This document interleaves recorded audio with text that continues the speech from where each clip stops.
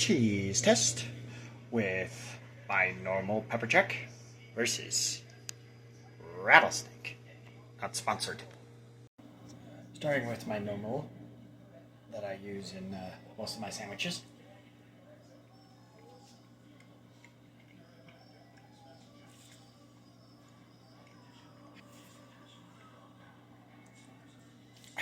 That is delicious.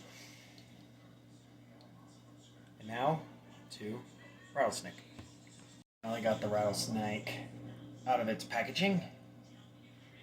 My personal opinion, it looks like pepper jack or even I think Gouda. I don't know, I'm not really big on cheese, but I'm gonna give this a try. And now, I don't know, 5-second roll. And now, a Rattlesnake. It's a bit crumbly, so yeah.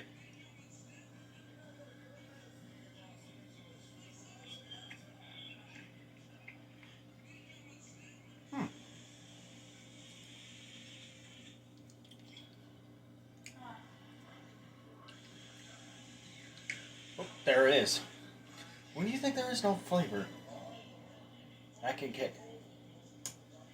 I recommend, if you're a spicy cheese guy, get the Rattlesnake. But there is one more thing. I am going to make 2 different quesadillas. Now, if you don't have time to make yourself some grated cheese, or let alone don't have time to go to the store, the best way is to cut up a couple of pieces, as I'm doing here. As you can see, you can just place it down.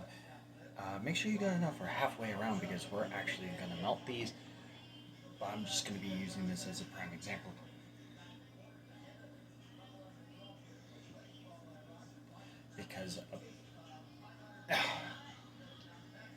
Because for those of you that may have forgotten stuff or may have lost a grater and you want to try to blame it on somebody else, keep in mind this is your own fault when moving, and losing stuff during the move is fairly common. So when you're actually chopping up when you're trying to peel it off, just like my failed relationships, you just must keep on going and try to stuff as much cheese as you can.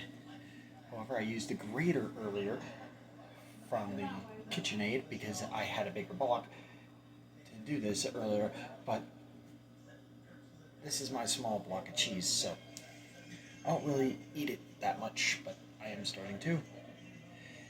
And there you have it, cubed, shredded. However, unlike the other one, this one here, we're actually going to have to chop up a little differently. You see, not only is it just like a straight edge of triangular madness, but I would actually have to cut it line by line, so I might actually get 4 lines out of it. And I will toss it on this tortilla. However, I actually have 2 packaging techniques for your blocks of cheese, if you prefer. Starting off with this one here. Now, this here is the only thing I can find to at least store it versus like tossing it into a bag, because these things are actually made more for baggage versus these. These things will actually be wrapped in Saran wrap, so which means this one might be a delicacy, and therefore these are going back into the fridge.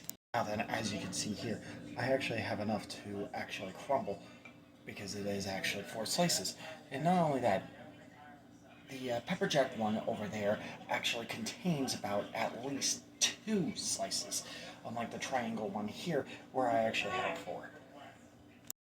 And now, as you can see, this is on the plate. Now, this would actually give a nice melt, evenly spread as I close it up like this. So I'll give you the difference between this one and what the pepper jack one will actually have in it.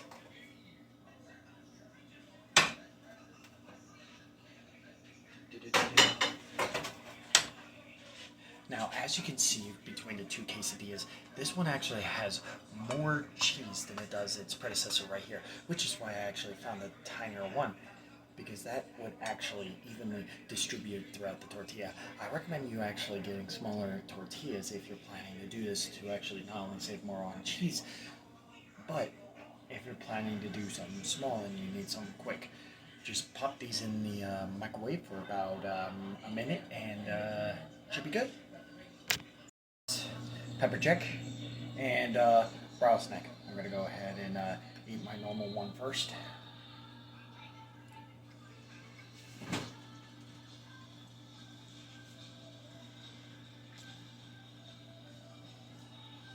Yeah, just as I expected.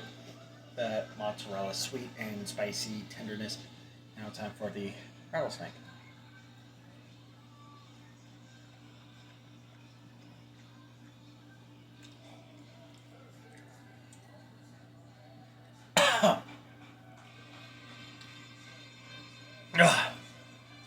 Oh, that tortilla went down, but oh my god.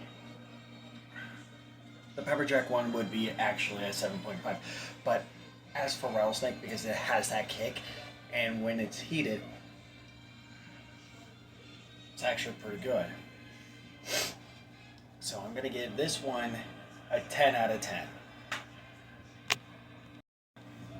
Also, let me know what I should do next with the rattlesnake cheese, because I'm personally going to be on the hunt for spicy cheeses that I can try myself.